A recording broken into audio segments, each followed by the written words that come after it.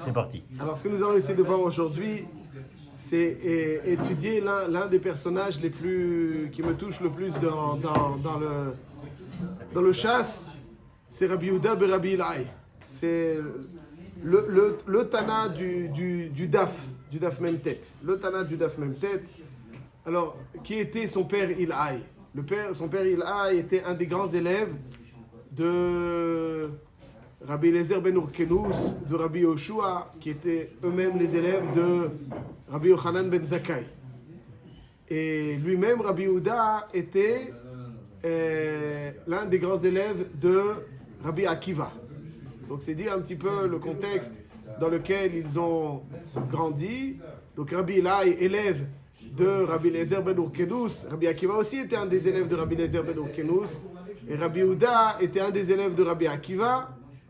Et qui va contribuer donc à ce que Rabbi Yehuda allait devenir. Rabbi Yehuda s'appelle dans Masechet Shabbat, Daf Lamed Gimel Amud Bet, Rosh HaMedaberim Bechol Makom. C'est lui qui, à chaque fois qu'il y avait des réunions, c'est à lui qu'on donnait la parole en premier. Rosh HaMedaberim Bechol Makom, la raison pour laquelle il était Rosh HaMedaberim Bechol Makom, la Gemara dans Shabbat Lamed Gimel nous dit, parce que concernant donc le royaume romain, alors, quand on connaît le contexte dans lequel Rabbi Shimon Bar Yochai a dû fuir dans la grotte, il a critiqué les Romains, il dit tout ce qu'ils ont fait, c'est pour eux. Alors que Rabbi Yehuda disait, ils ont fait de belles choses, les Romains. Ils ont donc été métaknim des ponts, des routes, des merchatzaot, c'est-à-dire le modernisme de l'époque. Rabbi Yehuda lui donnait donc son importance, et Rabbi Shimon Bar Yochai, lui, il a dit... Et finalement, comme Rabbi Yehuda, qui a fait l'éloge de certaines réalisations romaines, alors l'empereur a dit, c'est lui maintenant qui doit être Rosh HaMedabrim Bechol Makom. C'est lui qui doit, à chaque fois qu'il y a une réunion, c'est lui qui parle en premier. Donc, ça c'est Rabbi Yehuda ben Rabbi Ilai. Mais ce qui est fort intéressant, et la Gemara aussi, pour être un peu plus complet, il y a marqué dans ma Masechet Shabbat que Rabbi Yehuda ben Rabbi Ilai, et ce qui est très intéressant à son sujet, c'est qu'il était d'une énorme pauvreté. Ça, c'est marqué dans Masechet Nedarim, le Daf du jour. Il était un Ani Maroud. Il y a marqué dans la Gemara qu'il y avait... voilà. Dvitu de Rabbi Yehuda, Nafkat Naktat Amra Avda Glima Dehutve. La femme de Rabbi Yehuda, elle a acheté de la laine et elle a confectionné un vêtement. Ils avaient un seul vêtement pour deux. Et quand elle sortait dans la rue, c'est une bonne chéla. Le ilbash, ça veut dire que c'était un vêtement, c'était même pas un vêtement. Ouais, j'ai même passé ça. C'était juste une cape, une couverture, j'en sais rien. C'est elle les échem beged afilou. Aval alcool panim, donc ça veut dire qu'il était tellement ani qu'ils n'avaient pas deux vêtements. Lorsque elle sortait dans la rue, elle utilisait ce vêtement. Et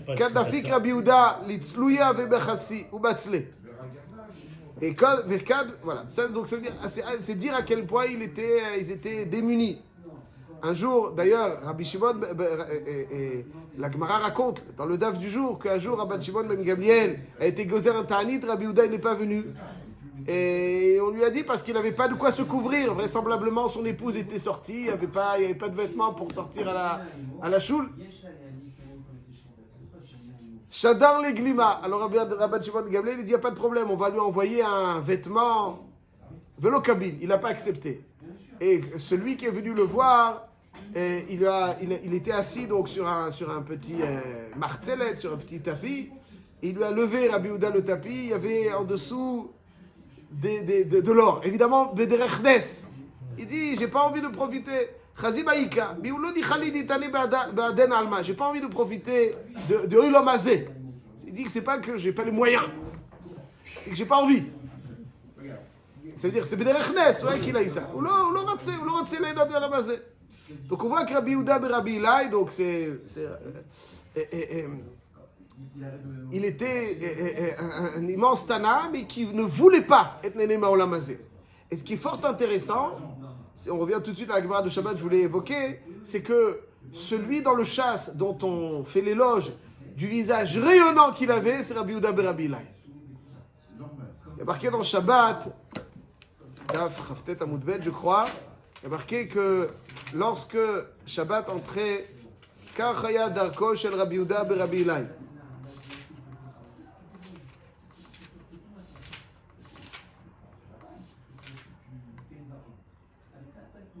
Kach haya darko shel Rabbi Yehuda berabbi Ilai. Donc à la Knisat Shabbat, il était mit'atef betzitzit, ça veut dire qu'il avait quelque chose, donc quelque part un vêtement spécial Shabbat. Vedomé le malach Hashem tzivakot. De qui on dit dans le chasse qu'à l'entrée de Shabbat il était domé le malach Hashem tzivakot. Domé le malach Hashem tzivakot. Donc c'est à dire qu'il était animaroud à domé le malach Hashem tzivakot. Dans la Gemara, dans le daf du jour, il y a 3 histoires où 3 lui font la remarque qu'il a bonne mine. A priori, s'il n'avait pas de quoi se vêtir, je ne pense pas qu'il avait énormément à manger.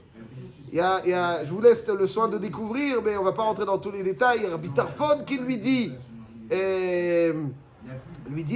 Rabbi Yehuda vayativ kameh de Rabbi Tarfon, marle Rabbi Tarfon, ayom panecha tzouvim, quelle bonne mine tu as. Et il lui explique, à chacun il donne la réponse. Et il y a même une matronita, une matrone. Voilà.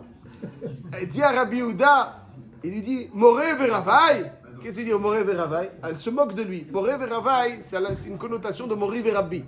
Alors, comme elle entendait les Juifs dire Mori Verabbi, alors elle se moque. Une petite déformation. Morai Verabotai, Mori Verabbi, elle dit Moré Veravai. Ça veut dire que tu enseignes des halachot, mais tu as l'air d'avoir bien bu. Le visage que tu as une mine de celui qui a bu. Alors, quelque part, elle lui fait le reproche. Elle lui dit, tu n'as pas le droit d'être moré halakha si tu as bu. Moré Veravai. Alors, il lui donne une réponse qui lui convient aussi à cette matronita. Il lui dit qu'il ne boit pas de vin et que même pour les 4 verres de Pessah, il met le bandage. Oui, c'est Rabbi Yehuda, il ne peut pas supporter le kiddush, Avdallah. Il boit le strict minimum et quand même il a bonne mine. Chokhmat Adam, ta'ir panav. Chokhmat Adam, comme ça il dit. C'est pour ça qu'il a dit Chokhmat Adam, ta'ir panav. Et après il y a même un tzduki. Donc la Gemara ramène 3. C'est-à-dire que Rabbi Tarfon, il lui dit ça à la matrone. Et un sadducéen qui lui dit aussi Rabbi Yehuda, panecha domim, tu ressembles au malvé beribit, au megadli chazirim. Tu as l'air d'avoir tellement bonne mine qu'on dirait que tu es un rentier. Ouais, sans effort, et tu es riche. Il donnait l'impression d'être riche. Malvé beribit, il lui dit Biyudai tarvayu asiran. C'est pas nos pratiques. Etc. Vous allez voir donc les réponses qu'il lui donne. Donc il y a toujours quelque chose de fascinant dans Rabbi Yehuda berabbi Ilai. C'est que d'une part, la Gemara décrit son extrême pauvreté. On ne sait pas, quelqu'un qui n'a pas de vêtements bichlal. Il n'a pas de vêtements. Il y a un morceau de tissu dans la maison. Il a un morceau de tissu dans la maison. Quand lui sort, il le met. Quand sa femme sort, il le met. Donc a priori, il doit être brisé le gars. Tu vois, quelqu'un, il va être assis toute la journée avec la mine longue, avec la tristesse. Arrête, il n'est pas aval. C'est celui dont on décrit la pauvreté la plus extrême et qui a le visage le plus rayonnant. Dans aucun Tana, on ne voit que tout celui qui le voit lui dit ah, panecha tzouvim. Tu as l'air d'avoir bonne mine. C'est-à-dire que les goïms le voient avec bonne mine, les tzadikim le voient avec bonne mine, les picorsim le voient avec bonne mine. Tout le monde le voit avec une bonne mine. Donc c'est le contraste. Rabbi Yehuda berabbi Ilai, domé le malach Hashem tzivakot. De qui on dit dans le chasse? Qu'il est ayamit atef besadin be'erev Shabbat et donc le contraste du malach Hashem tzivakot malgré la pauvreté, panecha tzouvi malgré la pauvreté. Il y a encore quelque chose qui me plaît de sujet de Rabbi Yehuda berabbi Ilai. La Gemara dans Gittin Daf Samech Zayin, elle dit que Chacham, la Gemara elle fait les éloges donc dans Gittin là-bas des marlottes de chaque Tana. Quelques Tanaïm, la Gemara elle fait la marlotte. Qu'est-ce qu'elle dit de Rabbi Yehuda? Stam Rabbi Yehuda, il faut savoir aussi dans le chasse. Stam Rabbi Yehuda, c'est Rabbi Yehuda berabbi Ilai. Et de quoi, quel éloge elle fait de Rabbi Yehuda? Donc c'est Rabbi Yehuda berabbi Ilai. Chacham l'irshirtse. C'est-à-dire quoi? Alors si je l'ai traduit, je lui dis intelligent quand il le veut, sage quand il le veut. Ouais, dans un scolaire, ouais, dans un carnet de notes, tu travaille quand il le veut. Je me dirais, bon, je peux mieux mon fils, voilà, peut mieux faire. Quand même. Qu'est-ce qu'il vient dire ici? Alors, la Gemara elle dit une éloge. Le pshat est le Maharatz Chayout, si je me rappelle bien, il explique là-bas comme ça. Il dit, des fois, on peut parler de choses profondes dans le contexte le plus favorable. N'est-ce pas? On va commencer à parler des choses profondes. Imaginons, je suis à Machane Yehuda, et le petit que je suis, je fais une course. Il y en a un, il vient commencer à me parler de Rab Shimon Shkop avec Machane Yehuda, tout le monde crie les carottes et les tomates. Je lui dis, si tu veux, on peut parler des choses faciles ici à Machane Yehuda. J'ai du mal, avec tout le bruit. Et on va au Beth Midrash, on s'installe et on discute. Machane Yehuda, tu veux un vort? Allez, un petit vort. Mais Rabbi Yehuda, quel que soit le contexte dans lequel il se trouvait, il pouvait parler de ce qu'il veut, de ce que tu veux. Tu veux à Machane Yehuda en plein milieu du brouhaha parler de Reb Shimon Shkop? Ah, on y va. Tu veux parler de où tu veux. Ça veut dire que Rabbi Yehuda ben Rabbi Hillel, il était complètement déconnecté, indépendant plutôt, du contexte. C'est-à-dire que le contexte, des fois, il nous impose trop de choses. Il faut qu'on soit dans le contexte le plus idéal pour faire ça. Là, on n'est pas là, on est voilà. C'est lui qui crée le contexte, il ne subit pas son contexte. Ça, c'est Rabbi Yehuda ben Rabbi Hillel. Alors, je dis, qu'est-ce qu'on te retient de ça? Qu'est-ce qu'on retient de ça? Donc, le contraste entre celui qui a un des pauvres les plus décrits dans le chasse, les plus pauvres, peut-être le plus pauvre dans le chasse, je ne me souviens pas qu'on dit au sujet d'un Tana et qu'il y avait un morceau de tissu. Ouais, c'est même pas un vêtement, parce que quand vous dites, c'est Beged Ish, Beged Isha, c'est pas Beged Ish. Il avait un vêtement comme c'était à l'époque, un morceau de tissu confectionné par son épouse et puis qui se partageait. Sinon, il n'y a pas de vêtements pour sortir. Donc il n'y a pas une pauvreté plus grande. Et d'un autre côté, on ne dit au sujet d'aucun autre Tana à quel point il avait bonne mine. Et ici, je pense que, en tout cas, ce que je retiens toujours personnellement de Rabbi Yehuda ben Rabbi Hillel, c'est la chose suivante. C'est que, en réalité, il y a marqué dans le Pirkei Avot comme ça. Il dit dans la Mishnah au Pirkei Avot pour mieux mettre en relief cet enseignement. Il dit comme ça. Ezeu chacham alomed mikol adam. Ezeu gibor akovesh et yitzro. Ezeu mechubad amchabed et abriot. Ezeu ashir asameach bechelko. Quel est le fil conducteur de toutes ces descriptions que le Tana nous décrit? Il se contente de ce qu'il a. Sur le dos de ce qu'il a. Alors le chidouche et de ce Tana semble être le Maharal de Prague, je crois qu'ils disent comme ça. Le Pshat dit comme ça. Il nous prend à contre-pied dans chaque chose. Si on demande à quelqu'un dans la rue, c'est qui quelqu'un qui est sage? Dans le Larousse, sage, quelqu'un qui est instruit, quelqu'un qui connaît beaucoup, quelqu'un qui... Le Tana, il te dit, c'est pas ça un chacham. C'est pas ça un chacham. Un chacham, c'est pas celui qui connaît beaucoup. Et c'est où chacham? Hey, yodé arbe. Moi, comme ça, tu me demandes, c'est que je réponds. C'est quoi un chacham? Un chacham, parce qu'il connaît beaucoup. Le Tana, il te prend à contre-pied. Il dit non, c'est pas ça un chacham. Un chacham, c'est celui qui est l'obed mikol adam. Pourquoi? Parce que tu peux connaître beaucoup et ne pas être chacham. C'est-à-dire qu'il y a ce que je sais, ce que je suis. Si je suis chacham, j'aime la chorma. À tel point que ce qu'il y a de plus important, et je suis prêt à prendre de n'importe qui. Alors, Mikol Adam, je suis chacham. C'est-à-dire le chacham, toutes les qualités ne sont pas des qualités chitzoniot, mais des qualités pnimiyot, qui décrivent l'être, pas ce que l'être possède, pas ce que il y a quelque chose d'annexé à l'être, mais ce qui caractérise l'être. Ouais, par exemple, Achir. Si tu demandes à un Achir, c'est quoi un riche? Un riche, c'est celui avec un compte en banque bien élevé. Il dit non, c'est pas ça Achir. Parce que ça voudrait dire qu'un Achir, c'est celui qui a les poches pleines. Il n'est pas riche. Il possède de la richesse, mais il n'est pas riche. Parce qu'on peut avoir les poches pleines, le cœur vide. Si tu as le cœur vide, même si tu as les poches pleines, tu es pauvre.